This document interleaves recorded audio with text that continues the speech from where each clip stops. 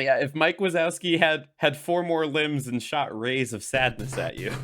Well, I'm going to talk about eco-terrorism. Got too excited about jorts. I am leaving now with my Roomba or your blood on my hands. I'm back on my bullshit. What is meme if not air horn persevering? No, this is not a family show. And I quote, many American titties. Why'd you have to bring Dane Cook to this, Andrew? No one wanted that. Oh, you guys are not ready for what I've got today. And I've apparently hit the very end of my attention span. Give me like 30 seconds. I'm looking for rhymes. Hello and welcome to Debate This, the show where no one is right, but someone is definitely wrong. In this show, we take time out of our busy adult lives to talk about comic books, video games, and how, just real quick, I need each of you to roll a deck save just like real quick. Wait, do either of you two have darkvision? Never. Nope. Okay, great. That's going to be a D20 you'll roll with disadvantage. The DC is 15. I rolled a 6. Not 20. You're lying. Kyle's telling the truth. Hey, that's right. We are doing just today an honestly long overdue flavor text, and that topic is Dungeons and or Dragons. I choose Dungeons. Well, it's almost exclusively way more Dungeons than Dragons. Like the ratio of Dungeons to Dragons in most D&D games is like a 4-to-1. Real talk, though, many to little. Have either of you ever fought a dragon? I haven't. I haven't. I fought Dragonborn. Yeah. Nope, doesn't count. All right. Well, then probably. I mean, I was in one campaign that a dragon fought us. I wouldn't say we fought the dragon. That is not a good characterization of what happened. But we're talking about Dungeons and Dragons today. So thanks to a longtime member of #ButtThwomp Nation and one of the best examples of the phrase "the road to hell is paved with good intentions" in a D&D game I've personally ever experienced. Our friend user Whomstradamus from the Discord. Gotta thank you for commissioning today's episode. You know, as always, if you ever want to commission your own episode, you can do so by pledging your undying loyalty to #ButtThwomp Nation at the Master Debater level. In addition to giving one of us the opportunity to lore dump on the other hosts, you'll also get access to exclusive DT episode each month on the premium feed. You'll get access to the post show for all of the normal DT episodes, and you'll get access to participate in all other forms of epic level play that are exclusive to those who level up past level 21. That's a D&D 3rd edition joke. It might just be for me. That is some 4D chess humor right there. That is. You could prestige. We're going to talk about it. So, joining me today on this one-shot campaign are my friends Kyle, my favorite class to play is Elf, Harper. That's good. And Andrew, well, the city is Barovia, but the land is also Barovia, and honestly, the whole thing feels a bit unnecessary, Henderson. It's also very good. Also, I have never played an elf in D&D. Not one. Well, not once, not never. We're gonna talk about elves because they have a whole history. I mean, everything has a history in D. Listen, if you can't tell, listeners, I'm very excited. I'm very excited about what we're doing today. Todd is vibrating right now. Just jonesing. My shirt's already off. I'm so excited. He's so sweaty. Now, to say that the D&D story runs deep is just an incredible understatement. So today we'll be just looking at some specific parts of its history, some of the changes over time, some fun lore bits, some things that I think are personally interesting, and then I've snuck a fun game into the end that the other two don't know what it is yet. So I think it's fun, and they will have to also say it's fun because I edit this episode and I'll make it seem like they're having fun. But to start it off, I want to ask not just the standard, what is your experience with D&D, but I want to focus on the questions of how did you get started? And if you have one or more, what is a personal favorite D&D moment that you might have? We can start with Kyle. All right. So my experience with D&D is I have played it. Not as much as the other two of you, but I've played D&D. I know I first knew D&D as the game that birthed Magic the Gathering, because that's part of Magic the Gathering's history. I got started in D&D in Todd and Andrew's 2-bedroom apartment they moved into post-college, and That was my. Was it there or was it your? It was your. It was circa. there. It was circa 2010. It was that. Yeah. It was that era. I think the first time I played it was your dad's Yeah. house, maybe.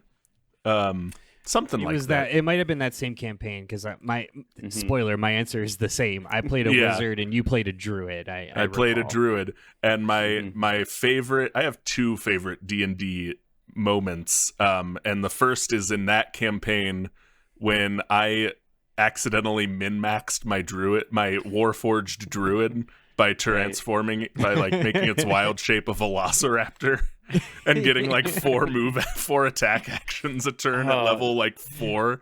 You were the loophole guy. Yeah. Every team needs a loophole. Accidentally. I accidentally loopholed. I didn't know. I was just like how to build the best druid, and I didn't know that people like had broken this game at that point. Right. So I broke the game and killed Todd's big bad in our first like meant to lose encounter. And then my second favorite D&D moment is that I played a dwarf paladin in a different campaign with these guys, Flint Gemhide, and the Gemhide name apparently continues to this day, It's canon. although So Flint no longer is with us. So Well, that's it's a different continuity now, Kyle. It's different now. so yeah. Listeners, this is just for us, because I mean we're friends in real life off the podcast.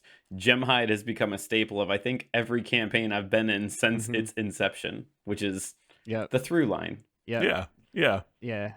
Todd's currently playing Jasper Gemhide.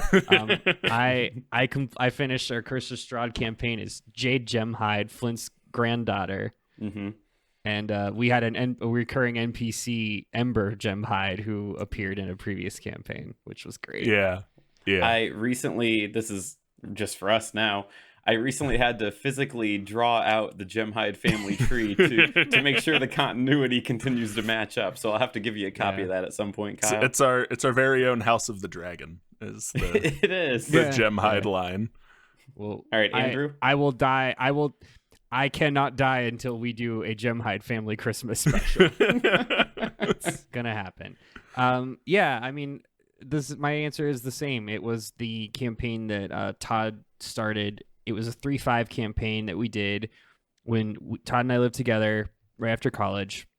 Like I said, I played a wizard. I think I was a gnome, maybe an elf. I can't remember. And it was a gnome.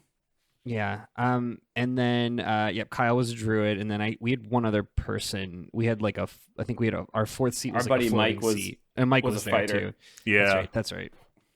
And it was a lot of fun. That got me interested. That got me hooked. I never played it as a kid. Like I know Todd did.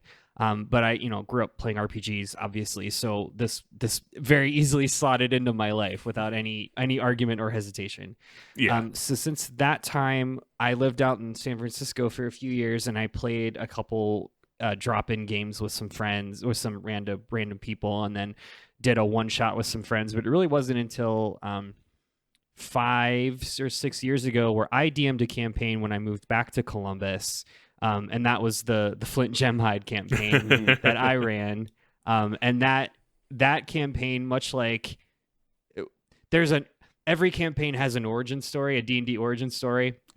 And that was the origin story for two of our friends, both named Mike. And then like I said, we just finished Curse of Strahd, which was like a 2-year thing. Have done some other virtual ones and a couple one-offs here and there. And we're kind of we're doing a small hiatus, like in between session, but we're gonna do our next big campaign, which I'm sure Todd will get into.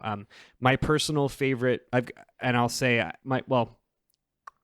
my personal favorite D&D moment was in the campaign that Todd ran before Curse of Strahd, where I played a bard, and I really like making themed characters because that's my personality. So I made a bard that didn't like to fight. I kind of based him off of what's his name from Witcher? Yaskier. Yaskier from The Witcher. and I wanted him to be like a pacifist. So all of my abilities were like friends and pacify and like illusion spells and things like that. Disguise self, like so I didn't have any way to do damage. And the first big dungeon that Todd had built for us was like we were going to this like orc factory, basically. Yeah. This was a homebrew campaign. And we had to like go to the heart of the factory and like fight the big bad. Well, instead of fighting, what we had decided to do is I disguised myself as the leader of these orcs, and because orcs aren't very intelligent, they believed me. Yes, they and did. we also had one of our other teammates was a giant, which we just like put in handcuffs, and we're like, he's our prisoner. Yar. And they're like, cool.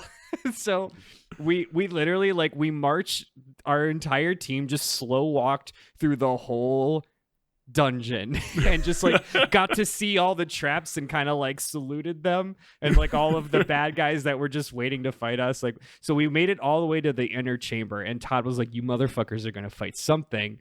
And he brought in, so like the guy, or he put us into this chamber, and he was like, all right, you can't convince them anymore. Like the guy that you're pretending to be is in another door. Like we need an explanation quickly. Your luck is out. Yeah.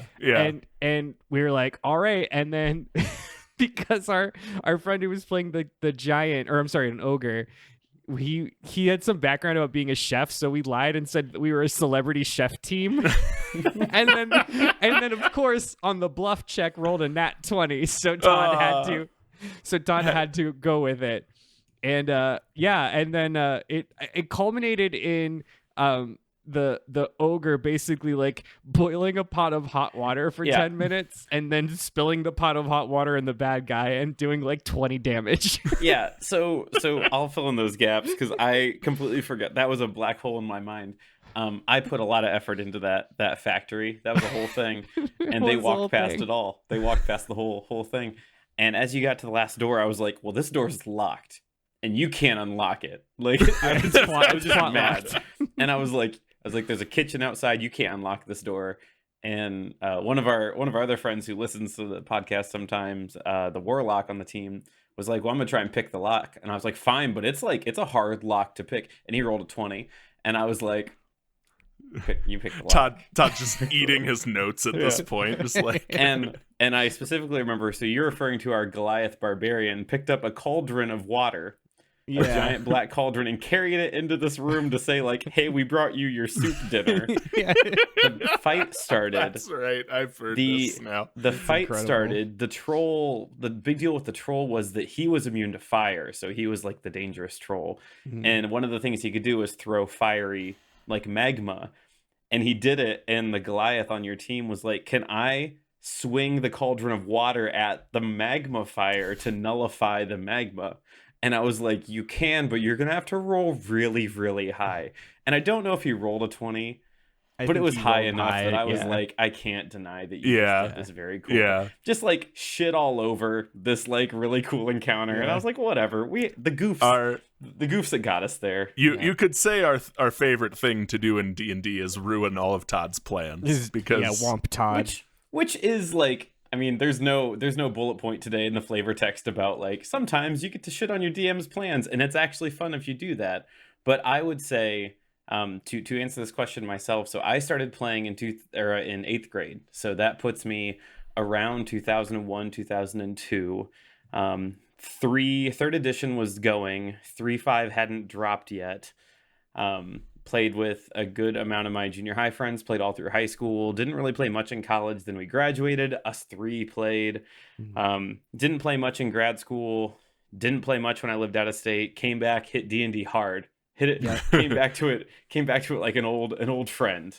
It's become our third personalities. It is, and it is honestly like, this is such a cool flavor text to do because it truly is, when I describe things that matter to me, hanging out with my friends and playing board games, but to a greater extent, D&D is one of my favorite things I get to do.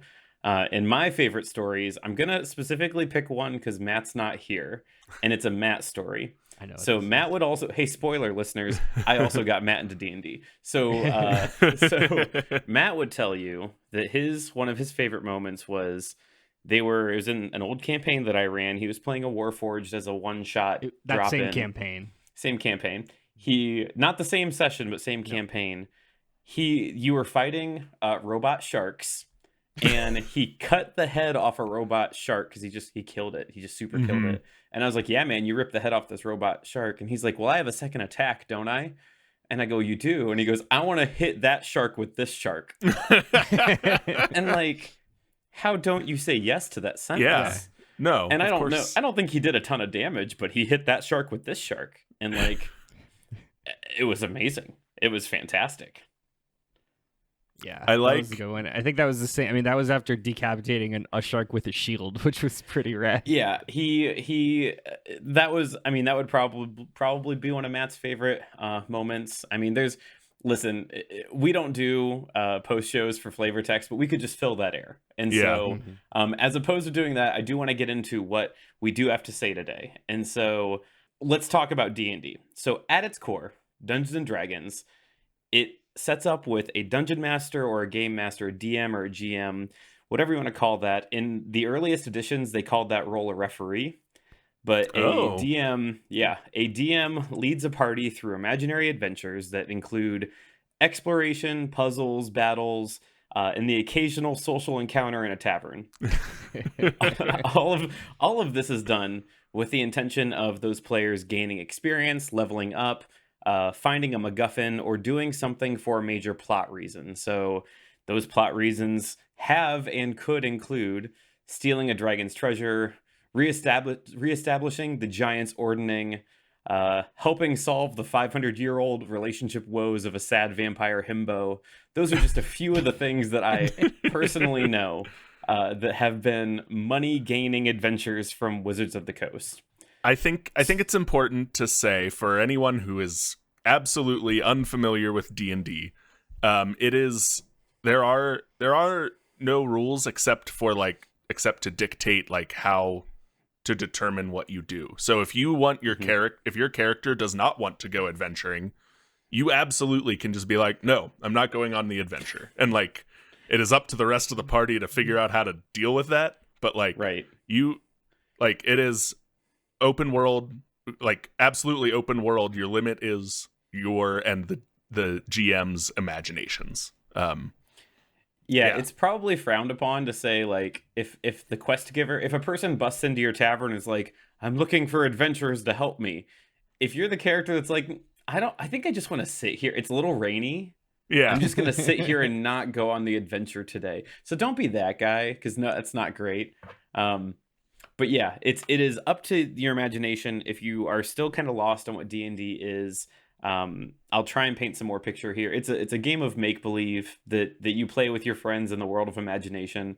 There's not a correct way to play D&D, though I would argue there is the wrong way to play D&D. There are wrong ways to play D&D. The thing that I wish I would have gathered sooner is that D&D is a cooperative storytelling game with your friends. That it is never the goal for your character to be the best thing. It's never the goal for necessarily like your character to be in the spotlight.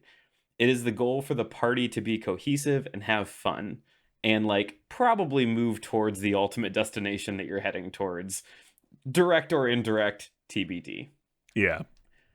So let's talk about Dungeons and Dragons. So it is often referred to as a TTRPG, which is tabletop role-playing game.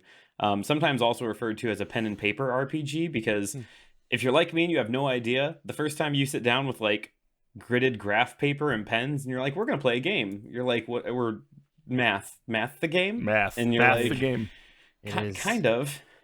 So it was introduced, it was invented, came together, however you want to phrase this, in 1974 by two guys, Gary Gygax and Dave Arneson.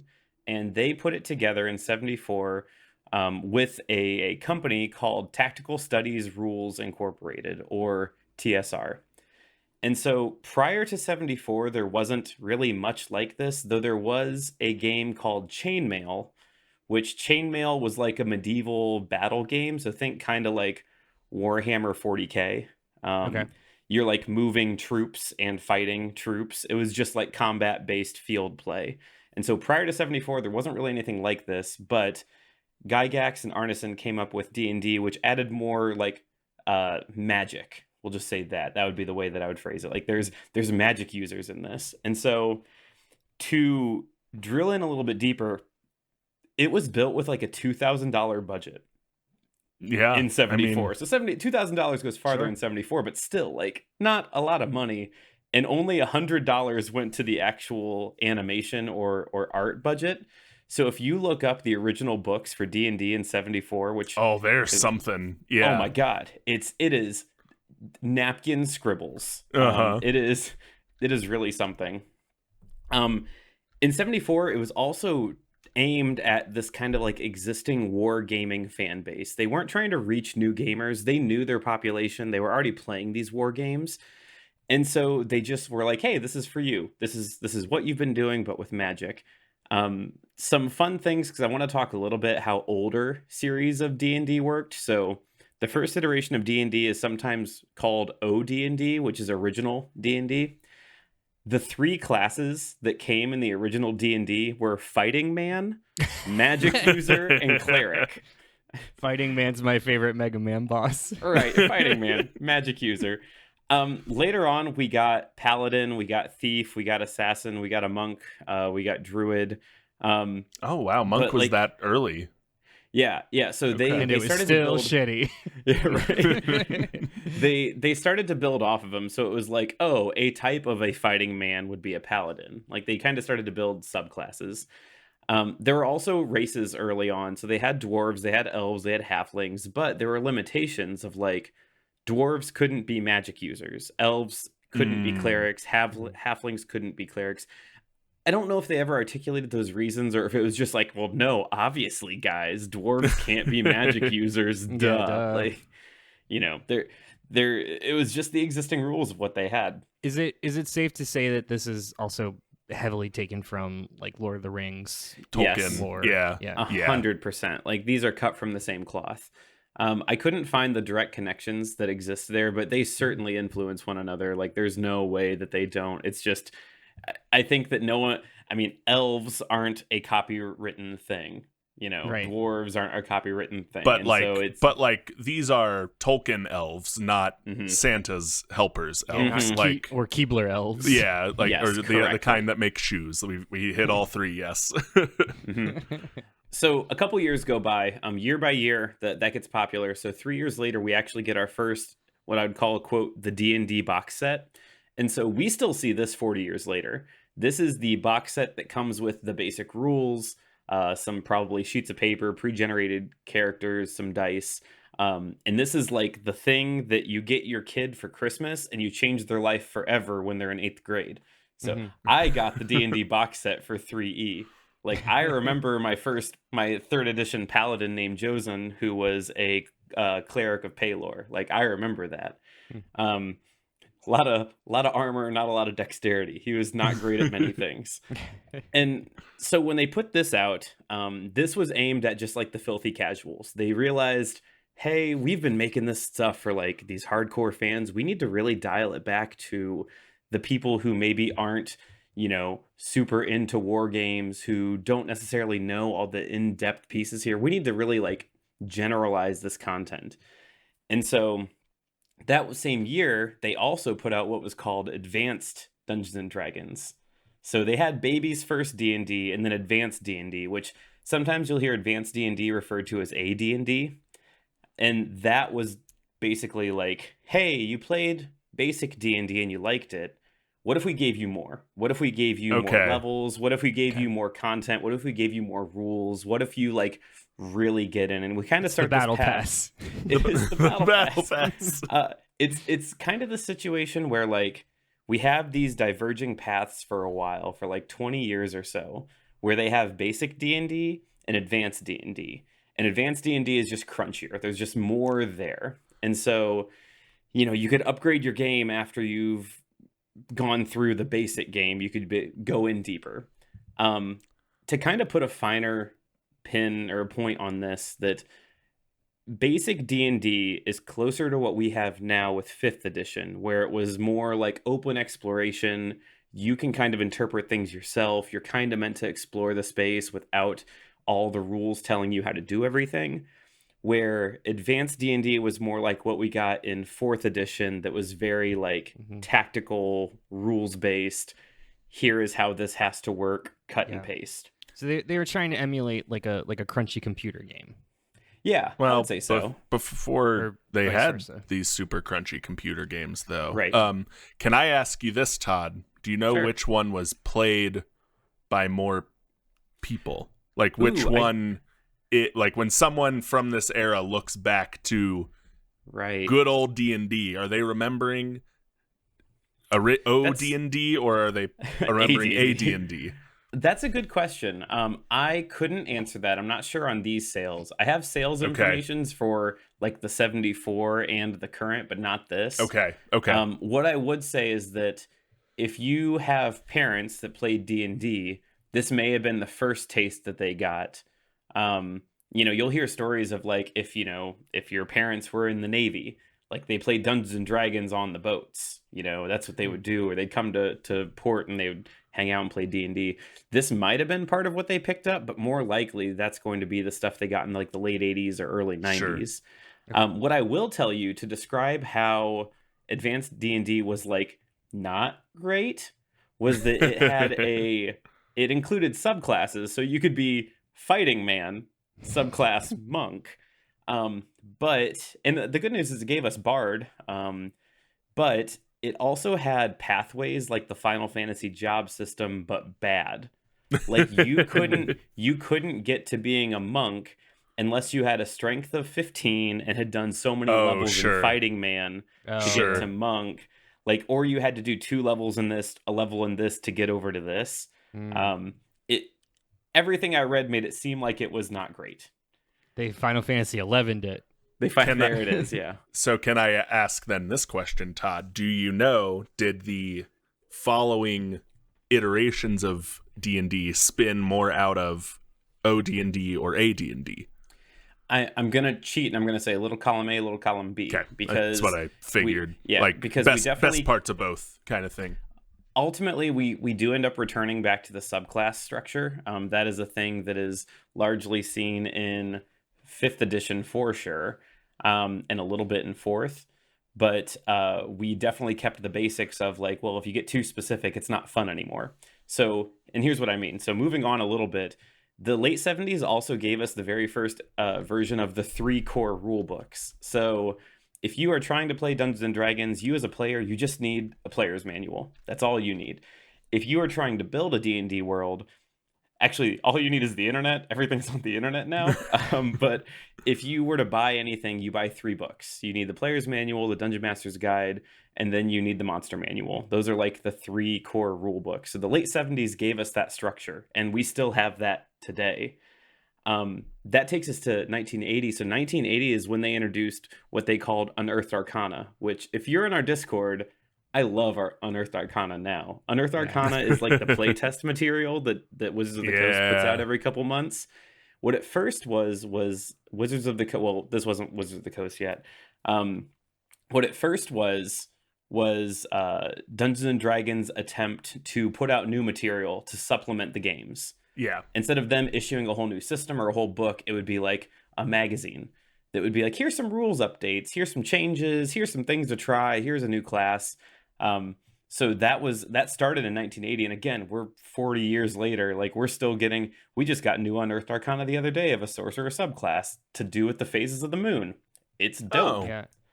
And if correct me if I'm wrong, but pretty much all of the Unearthed Arcana eventually that had been published so far and would eventually appear in things like Tasha's the newer Tasha's book and Mordenkainen's. Yeah, everything we get now is like their way of kind of telegraphing what's coming next.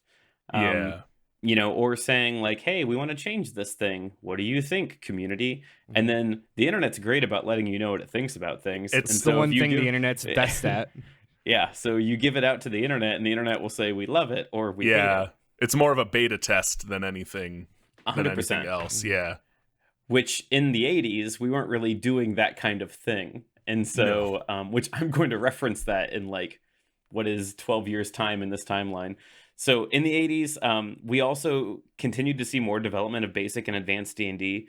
The 80s also gave us even higher tiers of level play for advanced D&D. They called it companion, master, and immortals level of play. Just like build, you want advanced D&D, you want super advanced D&D, you want hyper secret advanced D&D. Immortals D&D is for you. Like just higher level play that got weird. They ended up bundling that together as like a whole package in the early 90s. And so here's what I mean. If your parents played D&D, they probably started seeing this stuff. Like this is the stuff that probably started being put together when, either like we were children or like your parents were, in their 20s, 30s or so. This is also the iteration where we saw non-human races as classes, non-human races as classes. So like you could be a thief, you could be, the magic man, the fighting person, or like your class was elf, your class was dwarf. Okay. Yeah, it was a very strange iteration of things that just kind of happened in the 80s, and I'm not 100% certain.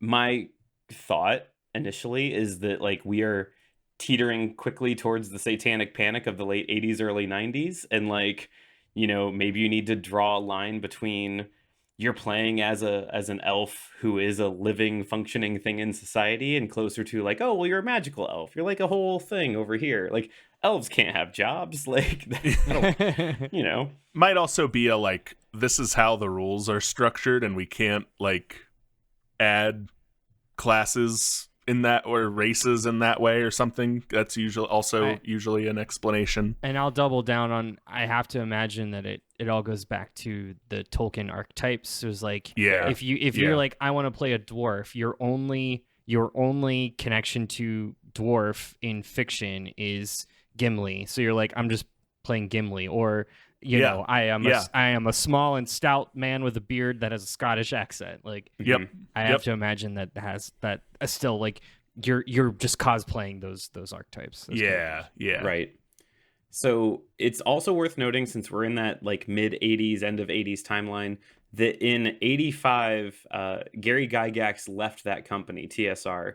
He left it after he had his concerns about being sidelined from the creative process. He early on had sold shares of the company to other people because like it was a young company and he needed money. And so as of 85, he had relinquished or sold off the rest of his shares. He still ended up being like, well, largely influential. But I still think he ended up playing in the RPG space for a long time. His name is still all over the books, but he did leave the company in 85. So we end up in the 90s, and like I said, this is like we're hitting peak satanic panic.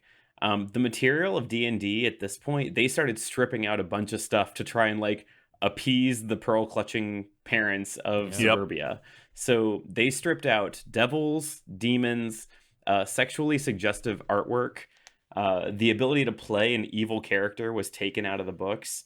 And again, if you look at the art, it's like a succubus. Let's think of a succubus, like suggestive lady devil. It's like a crudely drawn, like partially naked woman with a devil tail, and it's just really funny. It's really funny to put 2022 eyes on that and be like, the parents that are like, the kids are seeing this. What if the kids see these pencil nipples? I will, because the satanic panic also hit Magic the Gathering, and they like didn't have demons in the game, took demons back out of the game for the longest time, and it was a big like, what do we replace demons with that are still like very demony but not gonna scare the parents? And like, right, and eventually the whole thing blew over, and they're like, we're sorry we ever took demons out of our game. Like, we were wrong. Here's demons again. Which in looking in the history, like it doesn't really talk about when that stuff comes back, but it comes back in 3rd edition. It leaves here and then it just comes back 10 years later. So they stripped all that stuff. The major tone of Dungeons and Dragons at the time shifted from this like fantasy magic to medieval history. So they kind of went back to their initial roots to be like, you're fighting the bad, like go fight Yeah. with siege weapons. They also started incorporating more of that like non-combat focused content that started showing up from Unearthed Arcana. So this is where we started to see information guiding skill checks and social encounters. This is where we also started to see, like, the 90s is what gave us the worlds that were built like Ravenloft, Spelljammer, and Eberron. So those might not be familiar to everyone, but in order, those are like horror setting, space setting, and like steampunk setting. Oh, okay. Yeah, I don't know so Eberron. That's cool. Eberron is kind of where artificers originate from, like magic and technology are together. Like trains that are powered on electric magic rails, like just Got it. yeah, it's So it's 100% my for shit. you. It's you. Yeah. Yeah. This is also where they started building groups for the classes. So the 4 groups that came out of this were warrior, wizard, priest, and rogue, and then everything else were subclasses of that. So if you wanted to be a bard, you started as a rogue, and then you moved into a bard. If you wanted to be a paladin probably you was a started warrior. priest. Oh, No, okay. it was warrior because it was more like combat focused. Okay. Wizard is like mage and like bigger magic mage. I don't know. The names were really dumb for this, but this is like the skill branch, more of what we have now. So this 90s, like this is like the advanced D&D era. AD&D is oftentimes referred to as second edition. So that might answer your question as far as who was buying more. This is also the last time we saw Thaco. So I don't know if either of you two have heard of Thaco before, but anyone who's played D&D for years knows about Thaco. So Thaco is an acronym, could be pronounced Thaco, it doesn't matter. It's an acronym that stands for 2-hit AC 0, AC being armor class. So prior to the D20 system we have now, where like your armor class is 15, the person has to roll a 15 to hit your armor class. This was a reverse system where the lower your armor class, the better. And I don't know how they came up with this because it's stupid. But like, so say that you have a weapon. Andrew, you have a weapon that if you roll a 16 or higher, your weapon hits if the monster's AC is 0. So that is like your weapon. So basically, if you roll a 16 or higher on the Thaco scale, because the armor class is 0, you hit. Now, if that monster, because I said 16 or higher, if that monster has an AC of 6 on the Thaco scale, you have to roll a 10. Okay. Because you take 6 from whatever your standard number is, if it's AC 6. Oh, so they were basically, it was just kind of reversing it and saying instead of AC representing your defensiveness or your dexterity, it's representing like what the monster like takes out of your attack, kind like of deflection or something. Okay, I mean, I get it. It's needlessly complicated, but I guess I get it. Right. It is needlessly complicated. So if you ever hear anyone talk about Thaco, that's a whole thing. Thaco is not used in D&D systems anymore because in 1997, Tactical Studios rules, so TSR, they are bought by Wizards of the Coast. So this is where we get everything that we have now. Yeah, so in 97, Wizards of the Coast buys TSR, and we get the 3rd edition of Dungeons and Dragons in the year of our Lord 2000. So everything you know now starts here. Like this is it. Okay. This is where we have your basic rules and your advanced rules get merged into one sloppy mess for the 3rd edition. Because they said, well, we like the crunchiness, we don't want to lose that, but also we need like it to still be easy. And so in the end, they said, what if we just do neither of those two things well? And we just give people character sheets that are way too long, are way too convoluted, have way too many skills, give you an unnecessary skill tree and how to invest those skills. Anyway, this is what I fell in love with, and now I resent what it is. So 3rd edition is what gives us the D20 system too. So this is where it all got standardized of like, you roll a D20, you add in some numbers, or you subtract some numbers. This is where it started. In the older editions, you were sometimes still rolling a 20-sided dice, but it wasn't always like everything is a D20. Whereas this is, if you're going to do something, you're probably going to roll a 20-sided dice. This is also where we saw skills got finally like solidified. Feats became a thing. They standardized how battle works. They standardized how actions performed. This, you can thank Wizards of the Coast for what you have today, because here's where it started. And then 3 years later, they said, oh, wait, we didn't really beta test this.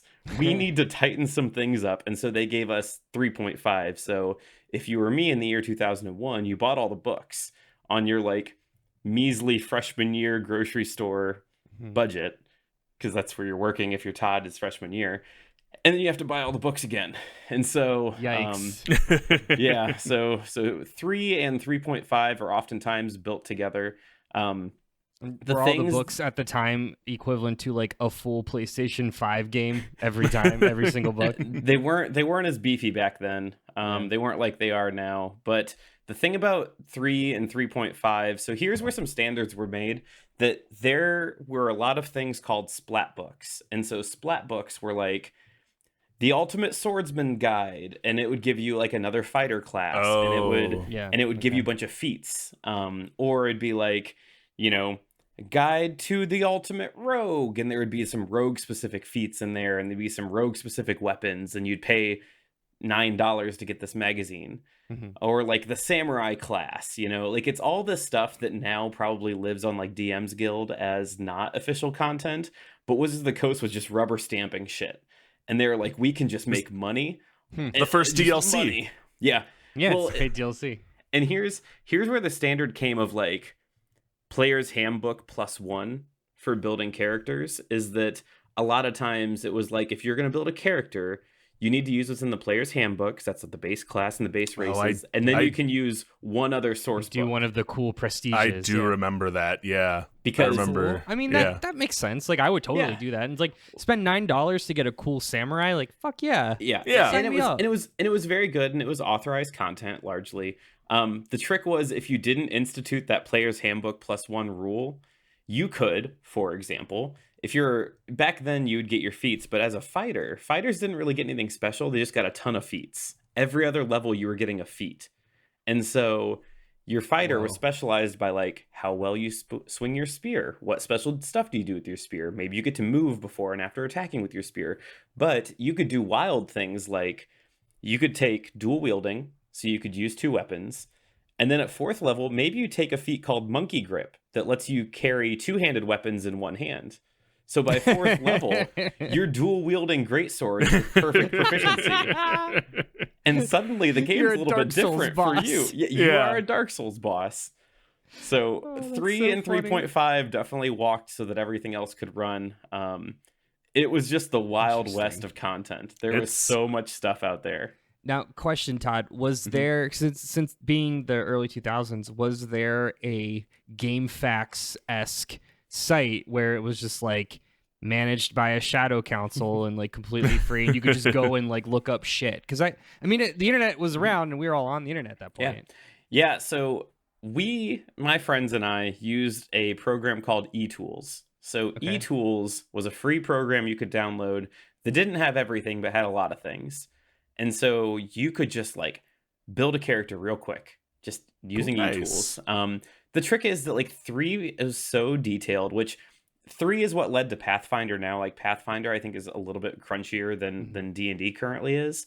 But 3, you had to do so much with your skills. There were so many things you just didn't, like, I didn't understand personally. And the way things, like if you were using a 2-handed weapon when you attacked, you did not only your strength bonus, you did your strength bonus times 1.5 for damage. Like there was just all this extra stuff that was baked in. And so it was a lot harder to sit down with a pen and paper and just draw it out or put together a character as it is now. Like you could do that pretty easily now. Back then it was way more detailed. So we used eTools because then you could just slap together a character and print it off and be like, hey, look, I've got a character. And I'm sure that there were probably ways to build classes custom in eTools, but we were dumb and in 9th grade and didn't know how the world worked. So that's 2003. And 3.5 goes for like 5 years. 2008 gives us 4th edition. You may not be looking at my notes unless you're a $10 patron. My notes are as follows. This was bad. Okay, but why was it bad? I'm going to tell you why it was bad. So the complaint after 3 and 3.5 was that things took too long. There were too many rules. It was too crunchy. People wanted things to move a lot smoother. 3.5 by the when we played 3.5 in 2010, which was 2 years after 4E came out, was very crunchy and like very like super customizable and super like could do whatever you wanted to do within the rules, but it was crunchy. I remember thinking very much, I like this. Yeah. I know that like this is explicitly for me, it's for me, and for not for very many people. It required 10 years of heavy RPGs. Right. Yeah. Well, and here's a good example. So something they will likely bring back here into the next iteration of the D&D evolution are feat trees, like I talked about. So like prime example, the feat cleave. What cleave does is if you kill something, you get to do extra damage to the thing next to it. Cleave could then evolve into improved cleave, which meant you could take a 5-foot step and attack again. Ew. And then like every time you killed something, you could take another 5-foot step and attack again, and a 5-foot step and attack again, and a 5-foot. It was just this whole Our buddy who thing. had that was a fucking lawnmower. Yeah. and it's so much fun, but you're also like, cool, I casted magic missile on my turn. That's probably an important piece here too, is that up until 4th edition, every magic that casters would use was a resource. So 4th edition gives us the first instance of like magic you could use every turn as a cantrip. Prior to that, it was like, here's your slots. Yeah. Good luck. And your dice and your HP in 3rd edition as a caster was a D4. So like, welcome to level 1. You have 3 hit points. Yeah, you can get killed. Get killed by a house cat. Yeah. You can get blown over, and you can cast magic missile twice. Have fun. Yeah. If you make it through the first round, you might have time to cast magic missile. All right, back to dunking on 4th edition. So it was bad. It was bad because they tried to make it more like a tactical grid-based fighting game with resources, and so it was bad. And then the next question in my notes is, okay, but if it was bad, why did it happen? Because people wanted something that was simple and to the point. They wanted something that, like, truly, when you did this, they had spell cards that you could print off for your character that showed you, based on their color coded, if it was a gold card, it was an item you could use once per day. If it was a green card, you could use it every single turn. If it was a red card, you could use it like once per battle. And if it was like a black card, it was once per day or something like that. There was a color-coded system to really drive it home of like, here's what you're doing, here's how it works, which even now into 5th edition, spell cards are still things. But like, you needed those to play. They're supplementary. They're supplementary now. Resources or reference. Let me ask a question. Was Flint Gemhide concepted in 4th edition? 5. I played. It's okay. 5th. I played one. Did you play when edition. we all went to Todd's place when he was in grad school? Your druid was 4th edition. My druid was. I thought my druid we played 3.5. We played. It might have been both, honestly. We played 4th edition when we went to your. This is for nobody but the three of us. Just when we went to your Athens OU apartment when we ate the canned Skyline chili that looked like diarrhea in a pot. Okay. Things are different in the bottom half of your 20s. You might have also played a druid, but I remember playing a bard specifically. Yeah. Okay. I forget. So 4th edition was like it was like grid-based combat. Like you really couldn't play without a battle map. You needed those cards. Like your characters were also then classified into one of 4 categories. Your character was either a striker, a leader, a controller, or a defender. And then all the classes were kind of under each one of those categories. So, as a bard, you were probably a leader or a controller, depending on the type of bard you were. Yeah. My biggest bummer here, the one body that was left on the in its wake of 4th edition is a class called the Battle Mind, which was like a psychic fighter, and I don't think D&D is like quite captured that again. But I'm extra mad about D&D 4th edition for the way that the books were released. This was a money grab by Wizards of the Coast. Let me explain. So, Player's Handbook in every other edition has like the base classes, base races. Player's Handbooks for 4th edition came in Player's Handbook 1, Player's Handbook 2, and Player's Handbook 3 that they released in waves. Each one would have like 6 classes and 6 races. That's and horse shit. Yeah. It was horse shit. I just in our most recent move, my partner and I finally just donated them. I've been moving them and carrying them, and I was like, I'm just gonna give these away. Yeah. And they will die in that used bookstore that ends up with them. Yeah. Yeah, they're gonna get shipped off from that Goodwill. No one's ever gonna use them. But if we want to find a silver lining, the one thing that 4th edition did give us were a system called D&D Encounters. And so this might have evolved into what we know as Adventures League now. But these were things that like every week or every other week, hobby stores could basically get packaged adventures sent to them from Wizards of the Coast. And so it really started to drive home the like, we want you to play with friends. Show up to this thing with a character within these parameters and we'll dump you in a game. I remember it was certainly an attempt to move it out of the theater of the mind aspect that like 5e is almost entirely enables, but like 3e was as well. Like it was much more tactile. It was very like distance and positioning based with stuff, where this is just more like, yeah, that sounds right. Like you can do that. Like it did introduce another cool concept as well of like monsters could become bloodied. Yeah. Where classes or specific races or monsters, if they fell below 50% hit points, they would sometimes gain new abilities or things would change. So cool. It kind of like it was the second health bar on the monster. Like if you played a Hydra, it got a new head if you like hit it with a slashing weapon. But when it was bloodied, suddenly all of the heads doubled one more time, just to like really add some energy to what was going on. I like that a lot, actually. Yeah. 4E had some high points. It came at the cost of my wallet as I bought all these stupid books. So we find ourselves at 2008. 2012, they announced they're working on 5th edition. 2014 gives us 5th edition. That's what we have now. There's been obviously a lot of like supplemental books that have come with it. Tasha's Cauldron of Everything, Xanathar's Guide to Everything, like all of that stuff. Mordekainen's Guide to the Multiverse. They're gonna put out more stuff still, but 5th edition has largely remained mostly unchanged for like 8 years now. They've done some facelifts, like they did the revised Ranger. They've put out what has been really helpful, like some alternative different class rules of trying to change things. So again, specifically, the Ranger was made bad. The Ranger was real bad for a while. 2014's Ranger is bad. And so they did a revised one years later, and now they've done it again to be much less of like, you're focused on killing these specific villains. So like, Rangers have always been like, what's your favorite foe? Okay, it's undead. Well, joke's on you. There's no undead in this campaign. You are garbage now. Where now they've realized, okay, why don't we just let the Ranger kind of at the beginning of each encounter decide what its favorite foe is?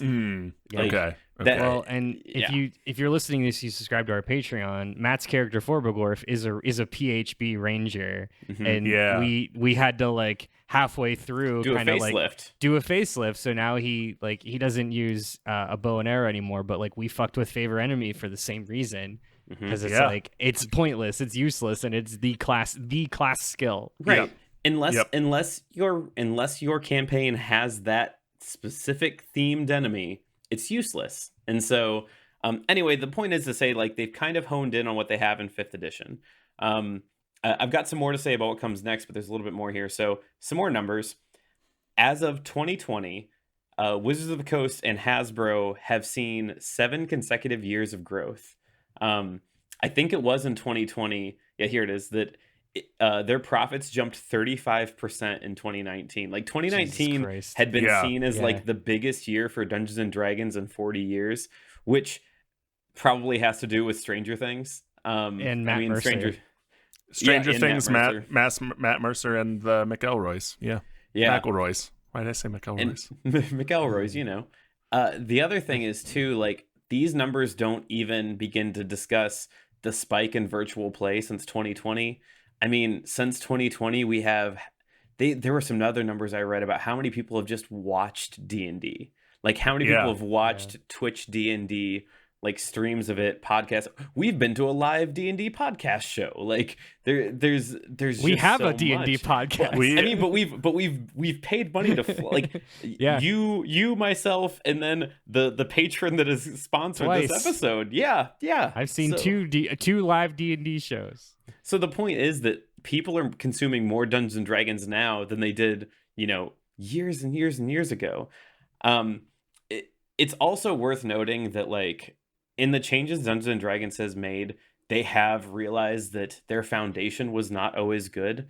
That there was a long time where there's a lot of, like, othering of, it's really interesting that the elves with the dark skin are the bad elves, like, that they have savage races of bad, like, monsters. And so D&D did make Wizards of the Coast made a pointed attempt to try and address some of those things in the past couple years. No one from Hasbro is listening to this. They haven't done a great job all the time. Like, they still continue to mess up. They made a huge flop in their last source book. Like, they are far from perfect. Whenever you have race as a mechanic, you're going to just step on some rakes often over and over again, because it's a hard subject to tackle, and they're doing it a lot, so it gets weird. And I mean, our friend Eric Silver of Join the Party fame wrote a really interesting article. We'll put it in the show notes if I can find it, about, like, those. So going back to those old Tolkien ass themes. I mean, yes, they're classic, and yes, like, when you say Tolkien elf or a fantasy elf, you know what you're thinking about.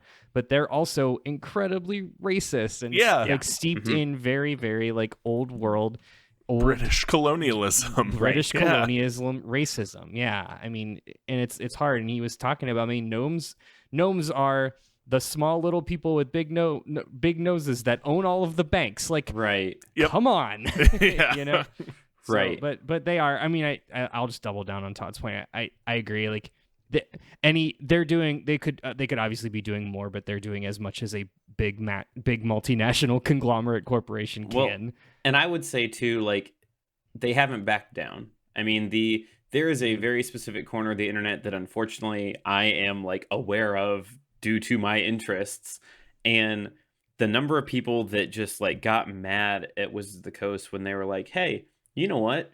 Not all orcs are strong. Not all orcs are bad. And we think you as a player should be able to choose that. And here's mechanically how we're putting this in. If you want to play a gentle orc, go for it. And you can. And that corner of the internet lit up. And not once did I see Wizards of the Coast flinch from that. Now, again, they have fumbled the ball on many other things. But at least, like, that was a good step. And I'm not going to silver lining again. It's a multi-billion-dollar corporation. Yeah. Like, they don't need our protection. No. Yeah. But I will at least recognize, like, the one good move they've done, and then make sure to also say they're not great yet. Yeah. So where we are now, we have recently had the announcement that there is to be a facelift for 5th edition coming out in 2024. I think they realize that they are still making books and that people have spent a lot of money on books, and that they do not want to force people to unnecessarily buy more books again because, oh my God, I will pirate every book if I have to buy 6 new source books. And so they have called this the One D&D Initiative, and they have said that everything they release at 2024 and back will be backwards compatible. I guarantee there will be a new player's handbook. I guarantee basically the big 3, the player's handbook, the monster manual, and the DM's guide, those will probably all be new. But they said that all the other content will be backwards compatible. All the supplemental materials you bought will still supplement which this. Makes it go down a lot smoother. Yeah, I mean, there's the mechanics in the in the DM's guide are really just the how-tos. Like, there's not anything that changes there. The player's Yeah, I'll buy a new player's handbook every edition you put out. Whatever. I just I'm a bought big, my stupid first idiot. one ever yesterday. Well, and it's in Spanish. No, well, I exchanged that one. And Oh, I bought okay. it. I got Yeah, a new Kyle, one Andrew yesterday. showed up to D&D with a player's handbook in Spanish. En Hey. español. If that's how Andrew wants to learn Spanish, Yeah. good It for was him. a manual de el jugador. So that gets us to now, and so I want to take a quick break because when we get back, I've got some fun D&D lore that I want to share, just like tidbits that I think are fun of the last 40 years of D&D, and then a special game. So sit tight and don't go anywhere. All right, so we're back. So we've talked about 40 years, give or take, of D&D and where it came from and where we're at. And so with all that source material, I think there are just like some fun things that are worth talking about, like major names, major people, major reasons why things are called what they are. And so I kind of dug deep into the stuff that I know and the stuff that I'm interested in to share with you. So hopefully this just gives you like some fun stuff. So let's talk first about Vecna. So the Lich Vecna, which you may know. Oh, like from Stranger Things. Like from Stranger Things, Kyle. Thank you. So listeners of this show, purveyors of Netflix Stranger Things, you've heard of Vecna. So in D&D lore, and this goes back to like the 80s or more. to Stranger Things times. Stop it, Kyle. When Gary Gygax invented Stranger Was Things. on Stranger Things. So Vecna was a powerful lich. Vecna, however, I believe they were destroyed, but in their destruction, they left behind an eyeball and a hand. And those are both powerful relics. They are like legendary relics. Yeah, you lose 2 life when it enters the battlefield. Yeah. Well, it's funny that you characterize it that way, because to use either of those things, to use the eye, you have to pluck out your own eye and put the lich's eye into That's your awesome. eye. And your player takes like a permanent amount of damage, like your constitution drops by a set amount Oh, wow. because of it. But then you get all these extra super lich powers. No, Andrew was specifically making a Magic the Gathering Oh, I joke. understood what Andrew was making. Okay. I certainly get it. Just like if you want to use the hand of Vecna, you have to cut off your hand and put the hand there. To tie it to one more relevant thing, canonically or not, because D&D canon isn't actually real canon. Everything changes all the time. The hand of Vecna currently resides in the possession of a character who's a dragonborn named Arcan the Cruel. If that name doesn't ring a bell to you, that is the player character of Joe Manganiello from his time From on How I Met Your Mother. Critical Role. Shut up, Kyle. From Stranger Things. From True Blood. Yeah. Oh, yeah. There you go. Eye of Vecna. It's on a Magic the Gathering card. But yeah. So Joe Manganiello, huge D&D nerd, huge nerd in general. On Critical Role, played a character, a dragonborn named Arcan the Cruel, and he has currently the hand wild. of Vecna. Yeah, he has this undead lich's hand severed to his. More fun D&D thing. So everyone knows what werewolves are. Werewolves, most famous kind of lycans just that you could find. In the world of Dungeons and Dragons, there is a precedent of nearly every animal having a were version. So, and I think this is wild. Werewolves, obviously. Werebears, also believable. That was my nickname in high school. That is not a joke. There you go. Were-ravens, there are campaigns that focus them. Were-rats, they show up in another campaign. Were-swans, that is a thing. Were-sharks, also a thing. Where do were-swans reside? How does one become a were-swan? Yeah, you get bit by another were-swan. These swans Kyle. are mean. Yeah, swans are mean. So I forget what the specific setting is, but there is a setting within. So, there are a lot of areas in the Dungeons & Dragons mythos. So I obviously listed, Ravenloft, Planescape, Eberron, whatever. There are different planes. There's different regions. The Sword Coast is a whole thing. That's where Baldur's Gate is. There's all these little pockets of stuff. And so it might be on a different planet, a different plane, whatever. But there are were-swans, there are were-sharks, and I think that's incredible. And now I just want to make a character and explain all of their powers being were-swan powers. So here's a fun one. Have either of you two ever heard of the Kuotua? Yes. I figured Andrew has. I wasn't sure about Kyle. I heard that name, but yeah. So they're sinister, goopy fishmen. They're my favorite. Yeah, they live in the Underdark, and they worship a god named Bloodbloop. It's just like a B-L, a bunch of O's, and it ends with another B and a P. They're so fucking derpy. I'm gonna put it. They're very derpy. Todd, can I ask a question I've had for a long time playing D&D? What is the Underdark? So the Underdark is just like underground dark space. That's a simple way to call it. It's like, do you know the ancient Dwemer ruins in any Elder Scrolls game? It's sure. Okay. Yeah. Okay. It's like an underground civilization that's been like feral for millennia. Right. Gotcha. There are whole campaigns that are. I think actually there is a D&D campaign called Journey into the Underdark. Sure. But these are like, bipedal, goopy fishmen. I love them. And again, they worship a god. There's no way they don't talk like this. they look like they would be a SpongeBob character. So here they worship this like sinister fish god. However, historically, like they are mentally unstable because they were mistreated by mind flayers, and like the mind flayers broke their minds because mind flayers eat your brains. It's a whole thing. Sure. Further, mind flayers mess them up so bad that with their inherent magic and lack of sanity, they gave them the ability to manifest their own entities, gods, or supernatural events. And so, like, in the D&D canon, a group of Kuotua can get together and manifest their own gods into existence.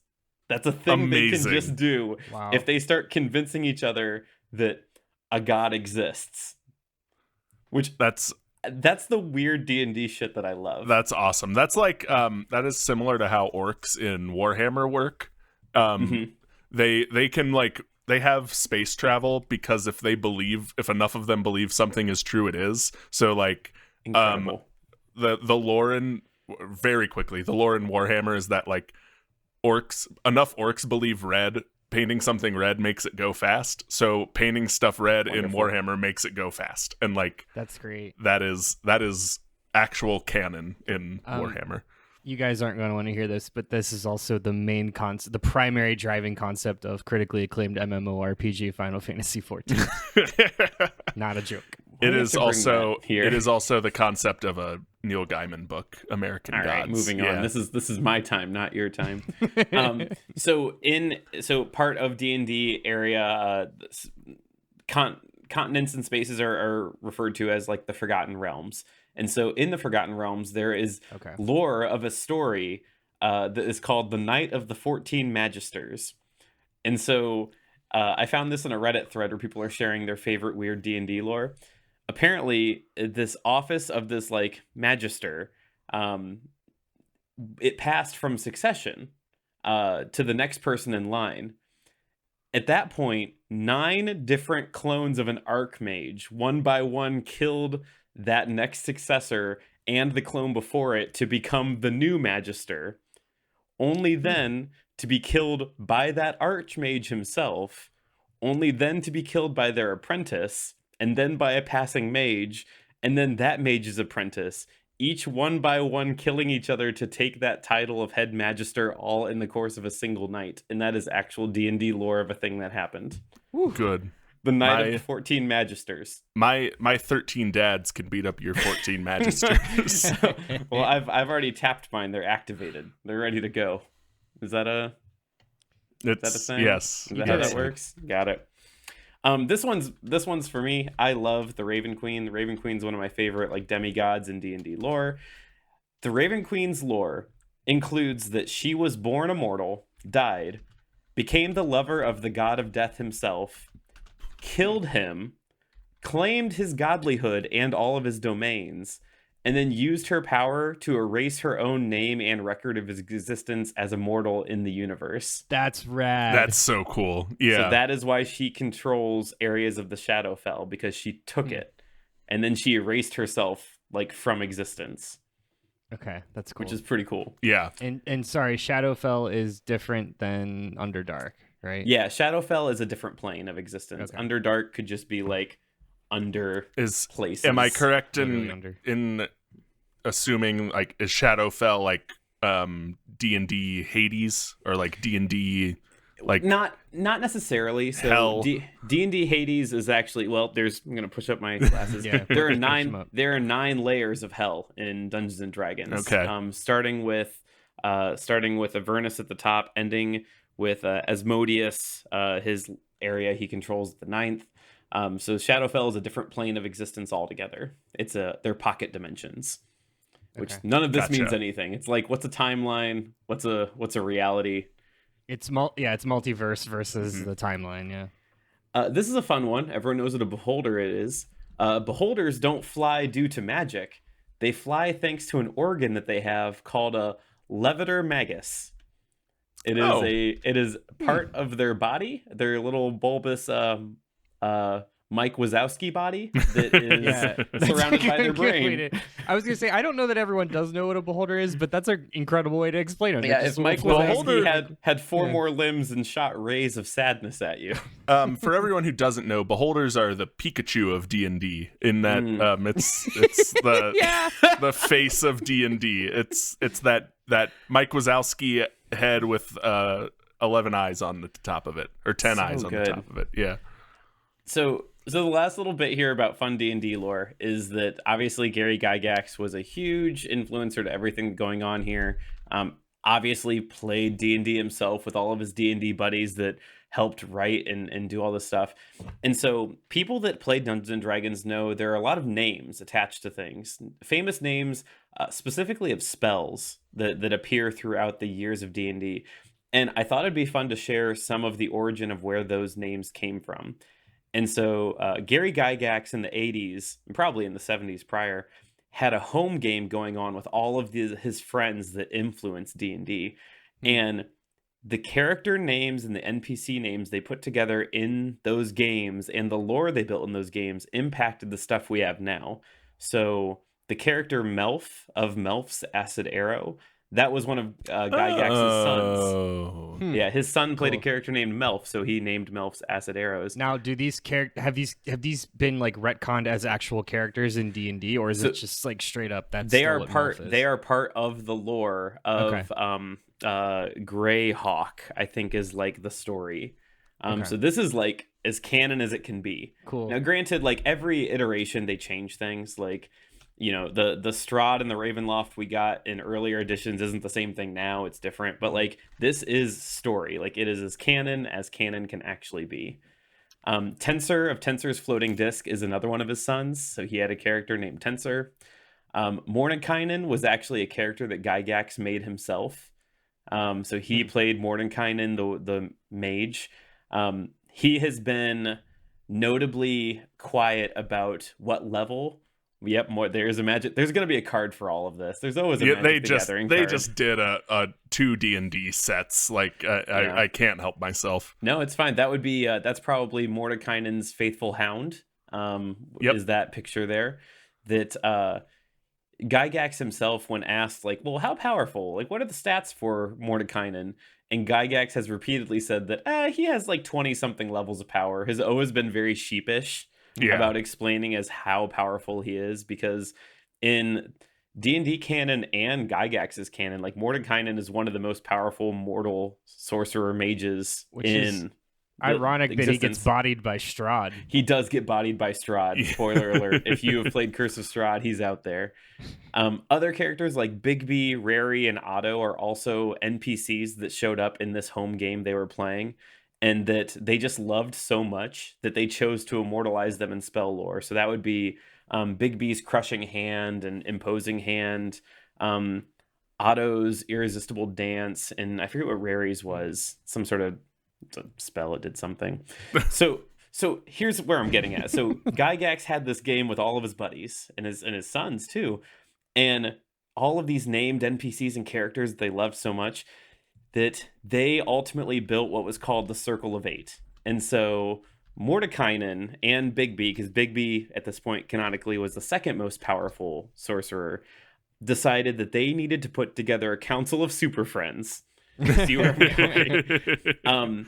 And they put together a council of super friends that it is their job to oversee the planes, to monitor the balance of good and evil, law and chaos, to ensure that no one force dominates excessively one way or another, beyond a good amount. And so it's a footnote that they aim specifically to work in the background, especially sometimes because they have to like work for evil to balance out good. But they are like the council that watches everything. And like another footnote, there's actually 9 of them. It's kind of like it's Mordekainen in the Circle of Eight. It's so, like Arthur and the Knights of the Round Table. Is that what you're reaching for? Yeah, so there are 9 total. The 8, so they form what was called the Citadel of the 8, so an actual tower. So it was Mordekainen, Bigby, Bucknard, Drawmij, Leominster, Nystool, Otto, and Rary, and then an unknown ninth mage, and then that one left and they replaced them with Tensor. So all of these are titled people that have spells. And again, like these came from their home game. Like they were dudes hanging out playing a game and are like, this is the lore now. We're just gonna make this the new story. And it's also fun. At one point, the council was all destroyed except for Mordekainen. And at that point, Mordekainen had to make clones of all the other 8 to fight Vecna. Like, so he had to clone them all again. But it's still wild because like these characters exist in the lore to some capacity 40 years later. As Andrew said, we just played Curse of Strahd in our personal life. Mordekainen shows up there if you do the right things. So like still exists. And what I'm trying to say here is that there is precedent that eventually when they build a Dungeons and Dragons world in an office setting, that they could consult us. And there may be a structured Marvis and Marvis campaign module because there is now precedent for that sort of thing. Yes. Good. I love it. So that is like my bit of D&D lore. I have one more thing that we have to do today. So if you two don't have any questions, then or any like thoughts here. Where does Tasha appear in the circle? That was the other like named character that I always see like as their hideous laughter. I didn't put Tasha in here, and I don't know who she originates to, but I do know Tasha is the daughter of Baba Yaga. That's a thing. That's right. Yeah, because then there's also a clone of Tasha out there that has a different name. Effectively, like there's.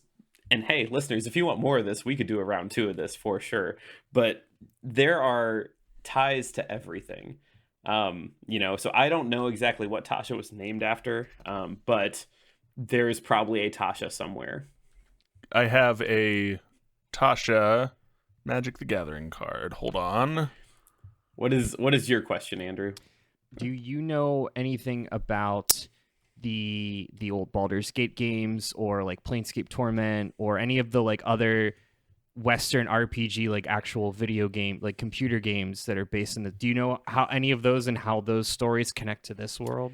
Yes, kind of. So Baldur's Gate is a location on the Sword Coast. It is a location in the Sword Coast, which if you're not familiar with the Sword Coast, if you have played I mean, there's a handful of modules I can think of that have locations along the Sword Coast. You could look up a map of the Sword Coast, and you will see locations that indicate Baldur's Gate is part of that. Neverwinter exists in the Sword Coast. Mm-hmm. Absolutely. Okay. Neverwinter, or the Sword Coast is like the default, everything's here. And so Baldur's Gate is there. The places that are referenced in those games are at least some of them canon in the world of Dungeons and Dragons. So there is a direct connection. Dritz Duerden ends up in Baldur's Gate 2, Dark Alliance, or not Dark Alliance, but Baldur's Gate 2, Shadows of Amn. Like there are certainly ties back and forth. I don't know how much it's a one-to-one exchange, but they are they self-reference one another for sure. Cool. Yeah. Here's my game. I have for you two today. And I'll keep score because I think that'll be fun. We are, in the year 2022, 40 some years of D&D. There are a lot of D&D modules out there that are either full books of adventures, Adventurers League one-shots, things they've snuck in the back of Dragon magazines, whatever. And I want to play a game with you two today. And it is called, is it a Dungeons & Dragons module or is it a video game quest? And so I'm going to list a name, and you're going to tell me if you think it's a D&D module or if you think it's a quest name from a different video game. And I got a list, and I'm pretty pumped. So, for example, this is a trial run. If I were to say, Ghosts of Saltmarsh. Ugh. I would guess module. I'll go video game quest. So it is a D&D module. Now, if I were to say a shore in a sea of ghosts. That sounds like a quest. That's a quest. And that is a quest from Skyrim. Okay. That's a warm-up. So that's good. That's see how there's some close ones. You don't know. Yeah. I know the like big modules, but I don't know a lot of the little You want to guys. guess how many big modules I put in here, Andrew? None. Probably zero. None big ones. Well, I wouldn't guess that there is any video game quest called the Sword Coast Adventurers Guide. Ghosts of Saltmarsh is I think the biggest one I put on this list. There's one more maybe. Okay. It's a big Mines of Philander. You can delete this. I want to keep it in here. All right, so we're gonna start. All right, first one, A Blade in the Dark. Let's go. That is a quest. That is a quest from Elder Scrolls 4. I'm gonna go. That's a quest as well because Andrew's so confident. Yeah, I'm not giving bonus points for Ever's first. But it is a quest. It's a quest from Skyrim. Oh, okay. Skyrim, yeah. So that's good. See, we're playing the game. I like this. Swords of Deceit. Oh shit. That's a D&D module. I'm gonna guess quest again. It is a D&D module. Hunt for the Phantom. Hunt for the Phantom. That's so vague. D&D module again. Quest. It is a quest from Halo Spartan Assault. Ah. Good. Scourge of the Howling Horde. That's got to be a Warcraft quest. That's a video game quest, yeah. That is a D&D module. God damn it. I fucking love this. I'm having so much really fun. Good. These are so infuriatingly vague. Yeah. The Shattered Gates of Slaughterguard. Get the fuck out of town. That's a D&D module. Slaughter Guard. Yeah. That's Shut up. D&D module. That is, in fact, a D&D module. A Beacon in the Dark.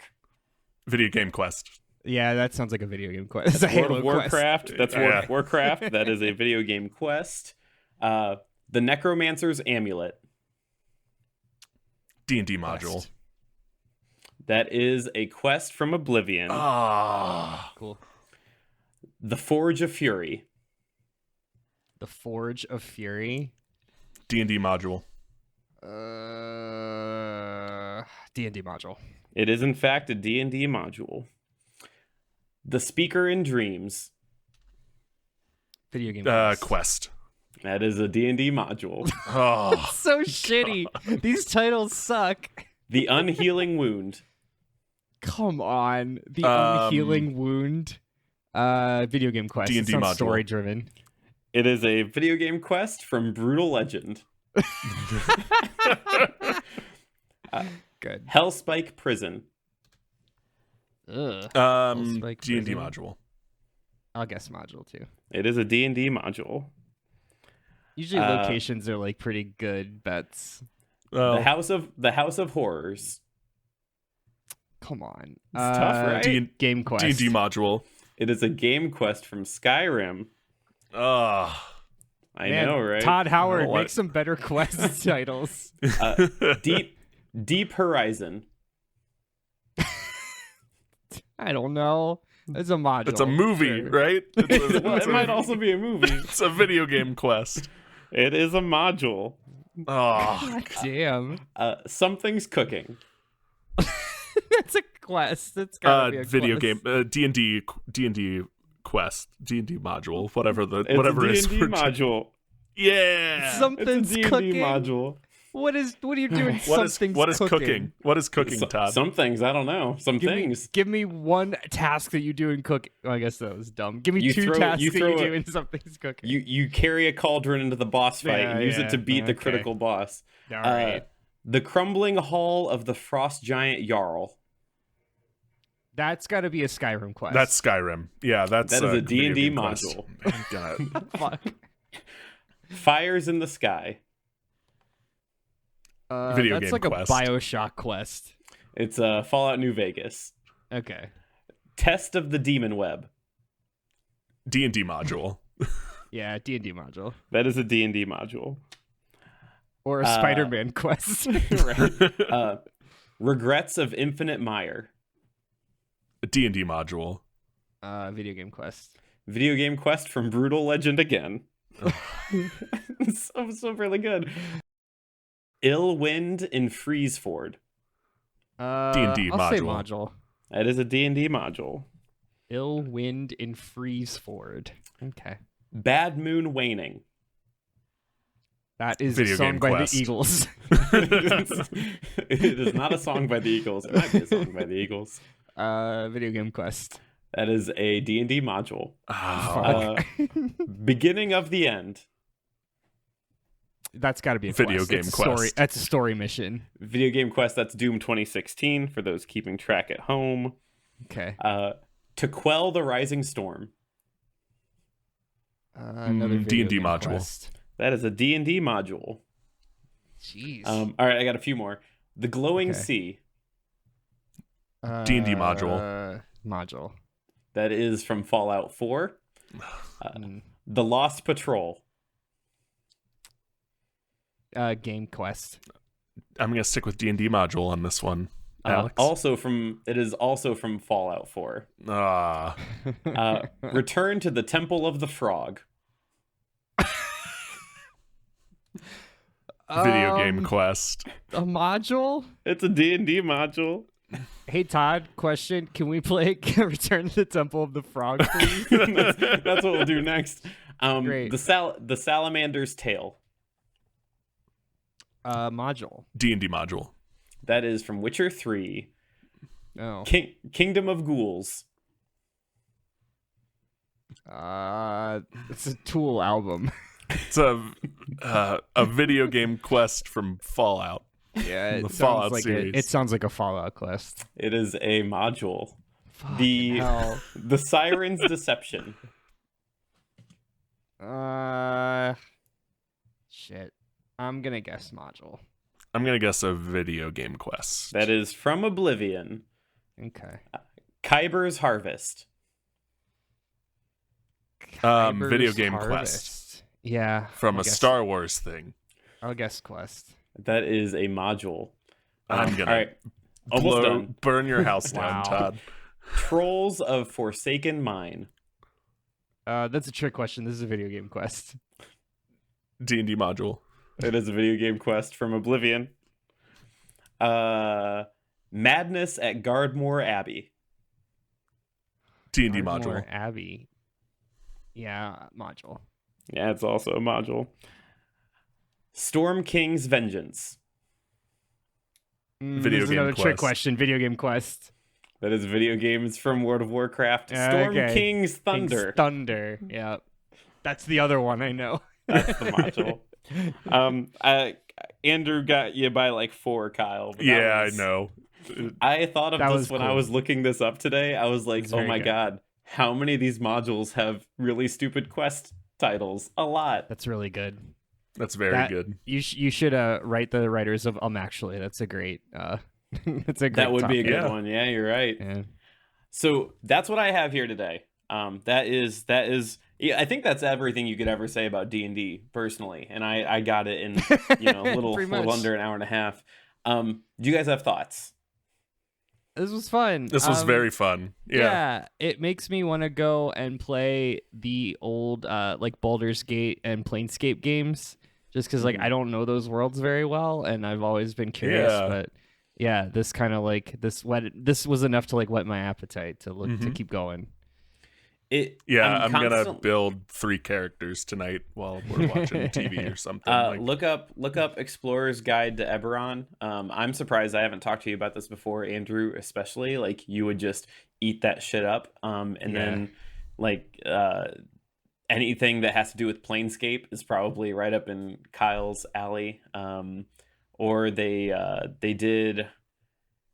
Maybe Strixhaven also crossed over to the Magic the Gathering stuff. Is that Strixhaven was a Magic set, and then they made a module out of it. They did Ravnica as the same thing. Guild Master's Guide to Ravnica is pretty dope. Yeah.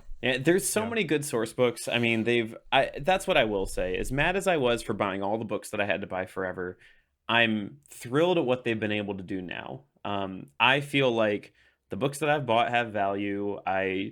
We were in the heat of Curse of Strahd when I bought Van Richten's Guide to Ravenloft, and like I skimmed through that knowing that like I don't have time to look at that now, but knowing that we may potentially at some point do a Gemhide holiday special, and there may be a hunt for a Christmas Lich. I've got the source material there to do it. But yeah, I love that I can share this with you all listeners. I love that I can share this with you. D&D has become just this like huge part of my life. And I in case it's not apparent, I am incredibly passionate about this stuff, that, we could fill another hour and a half of air just of like stories of goofums.